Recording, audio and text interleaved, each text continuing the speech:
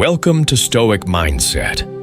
In this video, we will talk about the war on masculinity and what a true elite man should be. Look around you.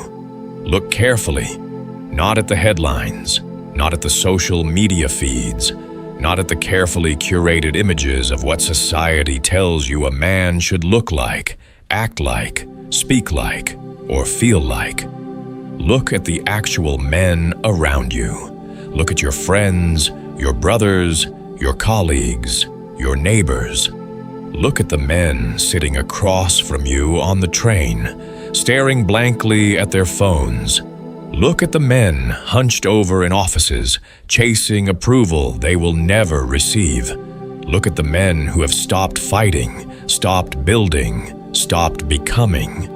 Men who have quietly, slowly accepted a smaller and smaller version of themselves until there is almost nothing left worth recognizing.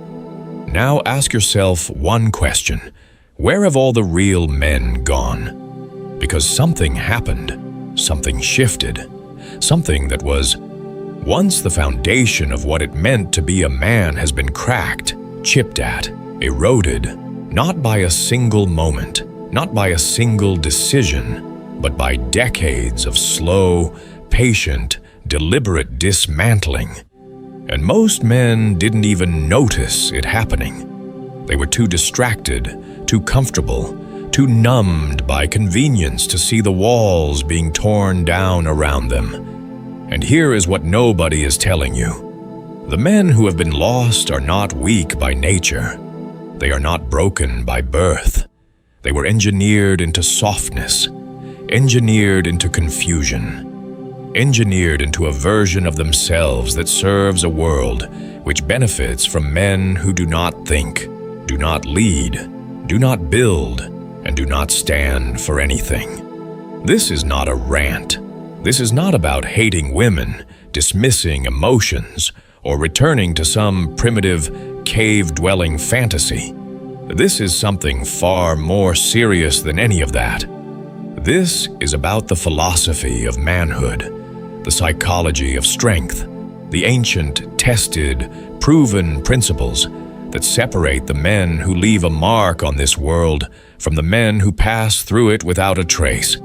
This is about what it truly means, not what the internet says, not what corporations tell you, not what algorithms designed to keep you watching tell you, but what philosophy, psychology, history, and your own deepest instincts tell you about what a man is supposed to become. And if you stay with me through this, if you let these words land, I promise you something. You will never look at yourself the same way again. The ancient blueprint. What men were built to be. Before we talk about what is happening to men today, we need to go back. We need to go back to the blueprint. Because there was always a blueprint, and it existed long before any modern controversy, long before any culture war, long before the internet decided to rewrite everything. The ancient Stoics understood something about men that most modern people have forgotten. Marcus Aurelius, a man who led the most powerful empire the world had ever seen, who faced war, plague, betrayal, the loss of children, and the crushing weight of responsibility every single day, wrote this in his private journal, never intending for anyone to read it. You have power over your mind, not outside events. Realize this, and you will find strength. He was not writing a motivational quote. He was writing a survival manual for himself, for a man under impossible pressure. And what he understood was that the foundation of manhood is not power over others. It is not dominance, or status, or wealth. The foundation, the absolute bedrock, is power over yourself. This is the ancient blueprint. The Spartans built their entire civilization around the principle that a man who cannot govern himself cannot govern anything else. Not a family, not a tribe, not a nation. A man without self-mastery is, in the ancient view, not yet fully a man. He is still a boy in an adult body, driven by impulse, by fear, by the desire for pleasure and the avoidance of pain. Aristotle called the highest form of human virtue eudaimonia, often translated as happiness, but more accurately translated as human flourishing. And Aristotle was extremely specific about what this meant. It was not comfort. It was not the absence of struggle. It was the full, deliberate actualization of your potential as a human being. It was the daily practice of virtue, courage, justice, wisdom, and temperance. Not because it was easy, but because it was the highest expression of what you were capable of becoming. The samurai had Bushido. The Vikings had their warrior code. The Romans had virtues, a Latin word that literally means both virtue and manliness, because for the Romans, they were the same thing. In virtually every civilization that built something lasting, there was an understanding carved into culture, into ritual, into education, that to become a man was not automatic. It was an achievement. It was earned. And earning it required something the modern world has nearly abolished. It required difficulty. It required sacrifice. It required the deliberate choosing of the harder path. Carl Jung, the great Swiss psychologist, spoke about the concept of individuation, the psychological process by which a person becomes fully themselves. He wrote extensively about the masculine archetype and what he understood, what he observed across thousands of patients and decades of research, is that when a man does not undergo the internal struggle required to become himself, when he avoids the psychological work of forging his own identity under pressure, he does not simply stay the same. He regresses. He becomes what Jung called the puer aeternus, the eternal boy. Charming perhaps, creative perhaps, but fundamentally unable to commit, unable to endure, unable to build anything that lasts, always searching for the next thing, never planting roots deep enough to withstand a storm. Sound familiar? Look around you again. The eternal boy is everywhere now, not because this is what men naturally become, but because the world has been deliberately structured to produce him. The great feminization. What the world is doing to men, let's have an honest conversation. The kind nobody seems willing to have anymore. There is a war on masculinity. And before you dismiss that as an exaggeration, a conspiracy, or the cry of an insecure man who cannot handle change, listen. Because this is not about politics. This is not about ideology. This is about observable, documented, measurable reality. Testosterone levels in men have been declining for decades. Multiple studies confirm it. The average man today has significantly lower testosterone than men of the same age in the 1970s, 1980s, and 1990s. And testosterone is not merely the hormone of aggression or sexuality. It is the hormone of drive, of ambition, of competitive spirit, of the willingness to take risk, to build, to protect, to stand firm under pressure. As testosterone has declined, so too has male performance in virtually every measurable area.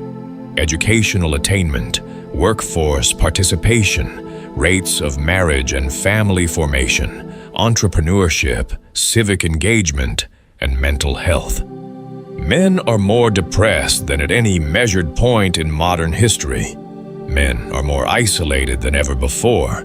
Men are dying by suicide at 4 times the rate of women. And what is the cultural response? What does the world say when men are struggling? It says, stop being so masculine. It says, masculinity is toxic. It says, the problem with men is that they are too much like men. Now, let's be careful here, because nuance matters. There are absolutely expressions of masculinity that are destructive, the kind that tears others down, that uses power to abuse and dominate, that mistakes cruelty for strength. No serious person is defending that, and those things should be challenged. But the cultural conversation has not stopped there. It has gone much further. It has begun challenging the very roots of masculine identity, the competitiveness, the stoicism, the drive to achieve, the desire to protect, the instinct to lead. All of it has been put under the microscope and labeled dangerous. All of it has been framed as something to be treated, corrected, softened. And what has been the result? Not better men, not healthier men, not more virtuous, more whole, more integrated men. The result has been confused men, paralyzed men, men who do not know what they are supposed to be, who are afraid to be it even if they do know, who have been told so many contradictory things that they have simply opted out of the question entirely.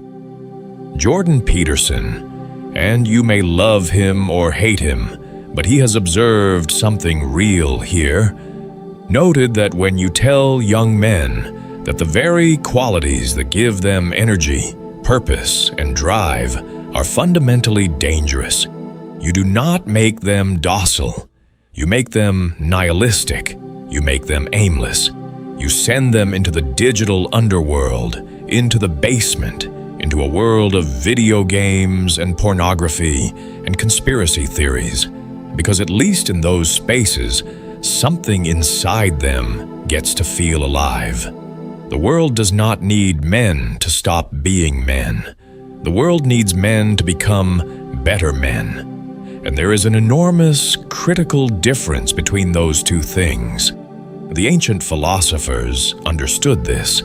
Seneca wrote, "Most powerful is he who has himself in his own power, not the man who has been stripped of his power, not the man who has been taught to fear his own nature, the man who takes that nature, all of its fire, all of its force, all of its drive, and learns to direct it with intention, with wisdom, with virtue. That man is not a threat to the world. That man is the salvation of it. The machine that makes weak men. Here is something you need to understand. Your weakness is profitable. Your distraction is profitable. Your insecurity is profitable. Your addiction is profitable. Your confusion about who you are and what you should become is enormously, spectacularly profitable for a very large number of very powerful institutions. And those institutions have spent billions of dollars, billions, engineering the exact environments, the exact stimuli, the exact cultural narratives that will keep you in a state of perpetual consumption, perpetual distraction, perpetual dependence. Let's look at what the modern world is actually doing to men on a day-to-day basis. The dopamine trap. Your phone is not a device, it is a slot machine. Social media platforms were designed by psychologists, by behavioral scientists, by the most brilliant minds in technology, to exploit the same neurological reward pathways that make gambling addictive, that make cocaine addictive.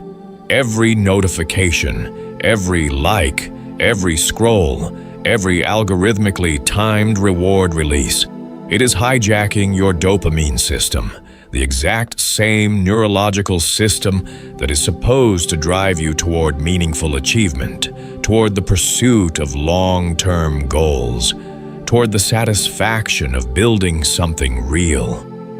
When your dopamine system is constantly flooded by cheap digital rewards, you lose the capacity to feel motivated by real challenges. The things that should drive a man, the desire to build a business, to master a skill, to to become physically formidable, to pursue a worthy cause, begin to feel dull and joyless, because you have already given your brain its hit 100 times a day. From a screen, the pornography problem. This is the conversation men are most reluctant to have, but it needs to be had.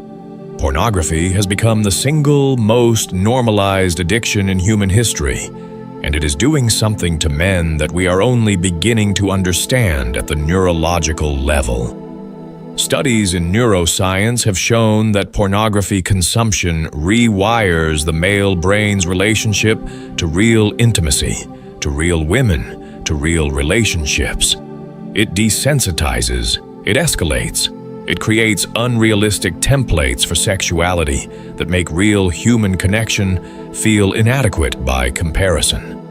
Men who are deep in pornography addiction frequently report lack of motivation, depression, difficulty connecting with real women, and a pervasive sense of emptiness.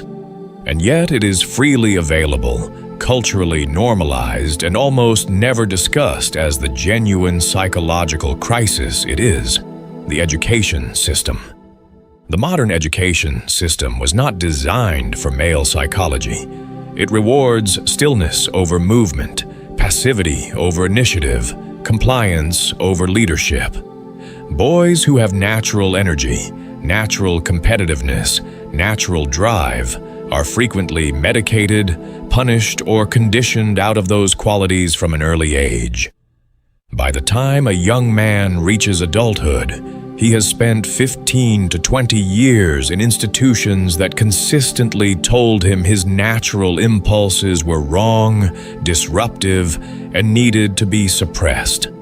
The boys who succeed in this system are often the ones who learn to suppress themselves most effectively. And that suppression does not disappear.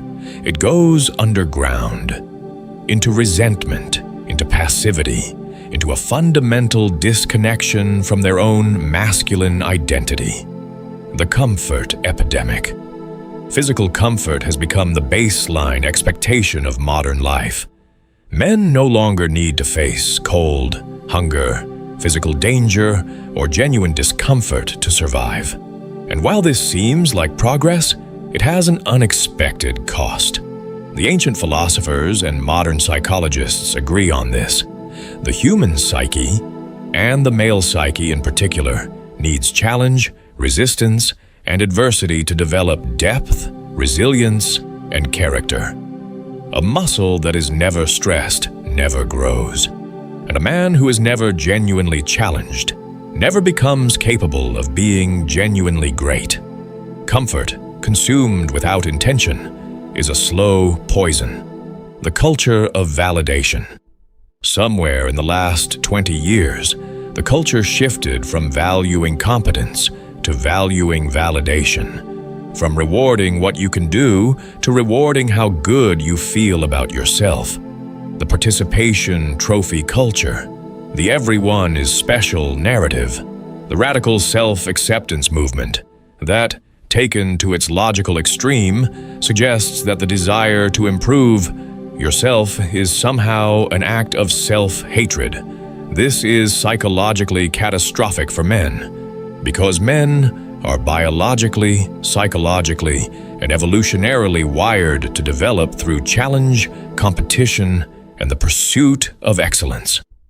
When the culture tells a man that he is perfect exactly as he is, that striving for more is arrogance, that discipline is oppression, it is telling him to stay small. And deep down, in the place where his truest self lives, he knows it, and he hates it, and he cannot name why he feels so hollow. All of these forces, the technology, the culture, the institutions, the narratives, are not a conspiracy in the classical sense. There is no single room where powerful people sit and say, "Let us make men weak." It is more insidious than that. It is a system of incentives. Corporations profit from addicted, insecure, distracted consumers. Institutions benefit from compliant, unquestioning participants, and so the system continuously produces the conditions that generate those outcomes. And the man who does not understand this system will be consumed by it. The man who does understand it, who sees it clearly, who names it, who refuses to be engineered by it, that man has already taken the first step toward becoming something the system cannot contain. The cost of being an ordinary man in an extraordinary time. Let's talk about what an ordinary life, the life the system offers you, actually looks like. You wake up with a phone alarm to a notification from an app that wants your attention. You scroll for 20 minutes before you even get out of bed, flooding your brain with other people's highlight reels, with news designed to make you anxious, with content designed to make you feel inadequate. You eat whatever is convenient. You commute. You sit in an office or in front of a screen, doing work that is designed to benefit someone else's vision, not your own. You spend your lunch break scrolling. You come home tired. You eat processed food. You watch Netflix for 3 hours.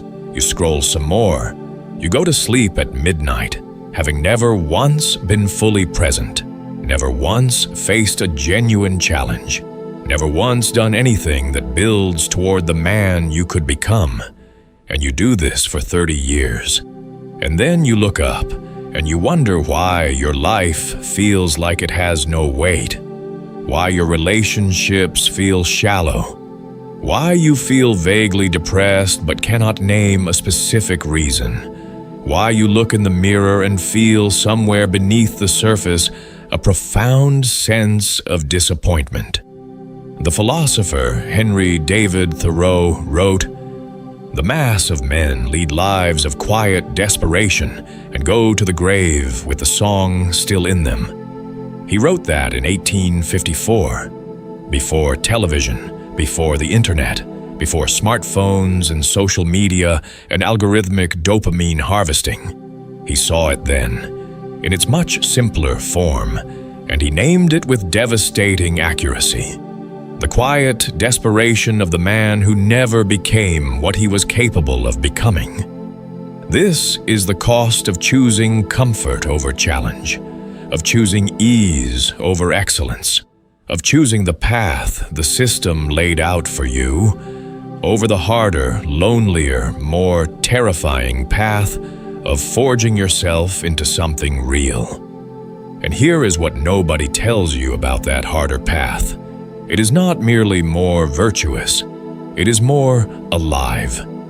The man who trains his body in the cold morning while everyone else is asleep feels something the comfortable man never feels. The deep, bone-level satisfaction of choosing difficulty and surviving it. The man who builds a business and navigates the fear of failure, the sleepless nights, the setbacks, knows a form of engagement with life that the man who plays it safe will never know.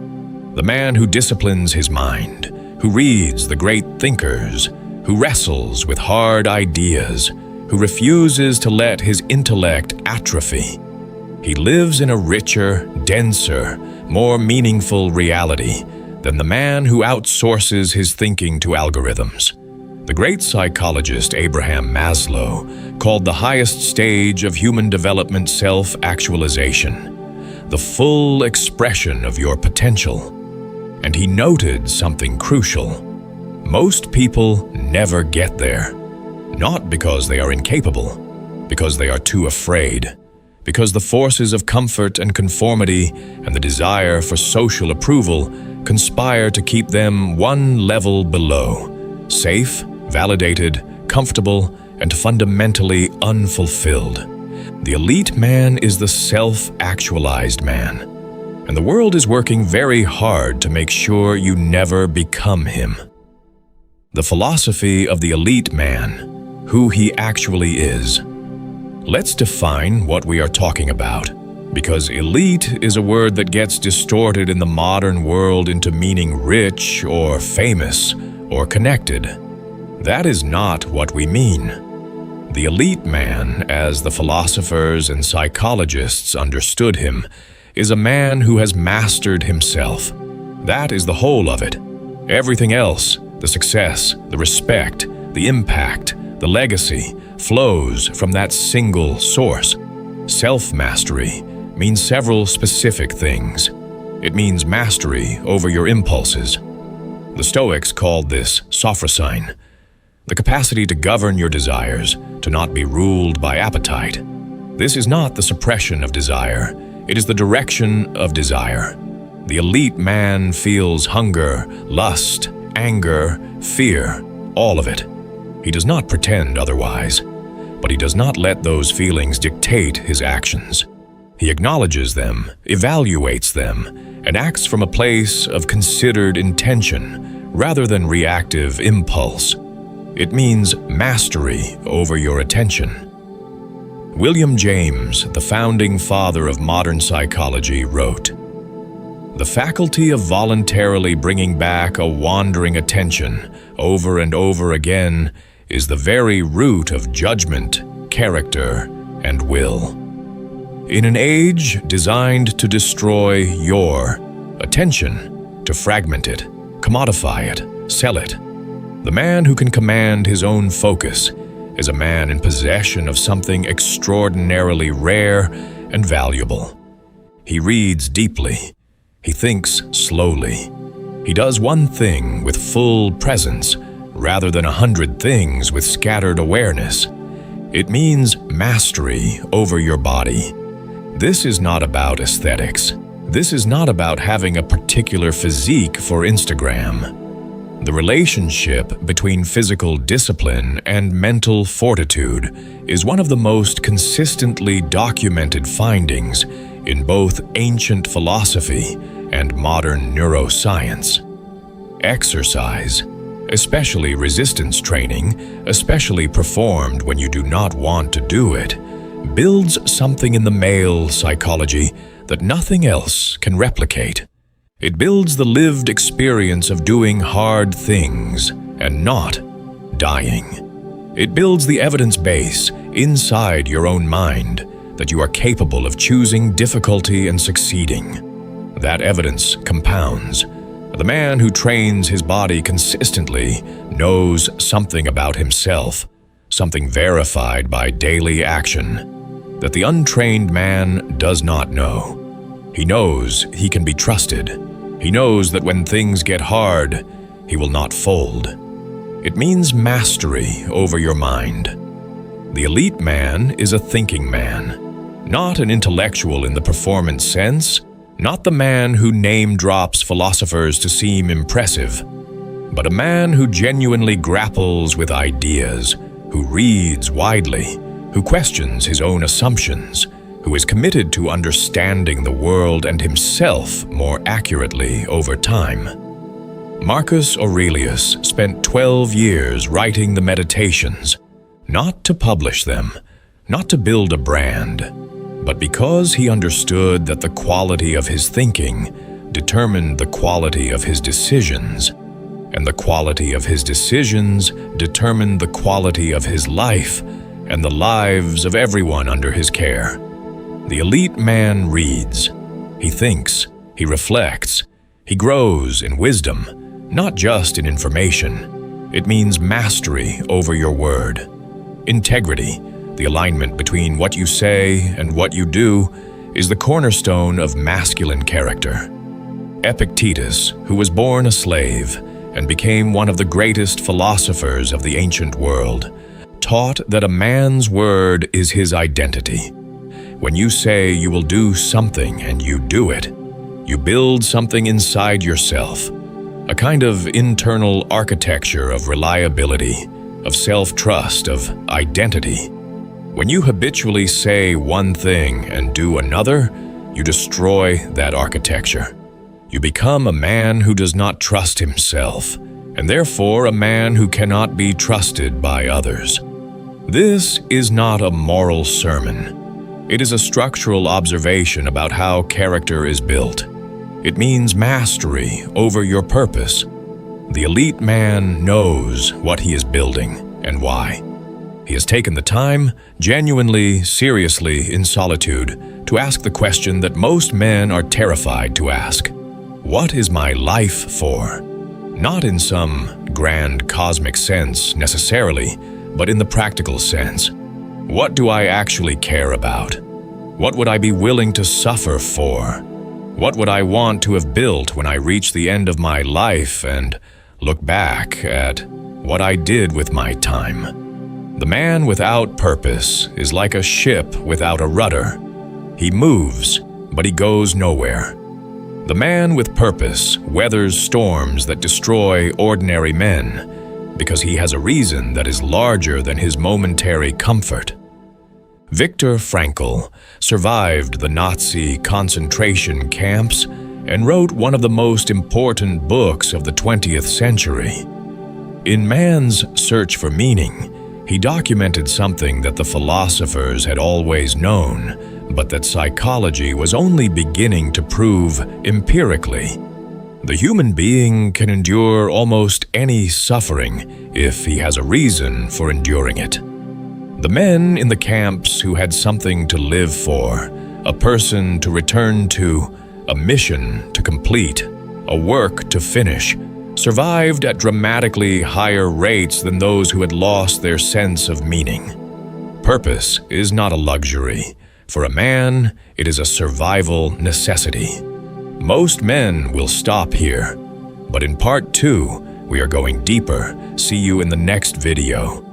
If you want daily lessons in Stoic philosophy, if you want to build mental discipline, if you want to live with purpose instead of impulse, subscribe to Stoic Mindset, because strength is not loud, it is steady. And here, we build it daily.